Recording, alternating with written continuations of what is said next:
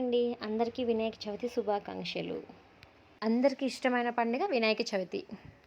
ఆదిదేవుడు అంటే ఎవరికి ఇష్టం ఉండదు. మా ఇంట్లో వినాయకుని పూజ ఎలా చేసుకున్నానో చూడండి. బొజ్జగన్నపై కోసం ఆయనకి ఇష్టమైన పులిహోర, గారెలు, ఉండ్రాలు, స్వీట్స్, ఫ్రూట్స్ కొన్నైతే పెట్టేసుకున్నాను. ఇలా నేను నా ఫ్రెండ్ సింపుల్గా డెకరేషన్ అయితే చేశాము. డెకరేషన్కి అయితే చాలా టైం పట్టింది ఫ్రెండ్స్. చేసిన ఈ సింపుల్ డెకరేషన్ ఎలా ఉందో కామెంట్ చేయండి ఫ్రెండ్స్.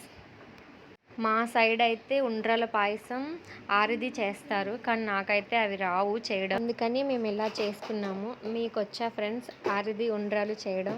మా గణపైన అయితే మేము ముగ్గురం కలిసి పెట్టాము. జై జై బోలో గణేష్ మహారాజ్కి జై. మా ఆయన అయితే ఇదంతా నేనే చేశానా అనే ఒక షాక్లో ఉన్నారు. ఇప్పుడు వినాయకునికి అలంకరణ అయితే చేసుకున్నాము. మా చిట్టి గణపయ్య ఎలా ఉన్నారు కామెంట్ చేయండి.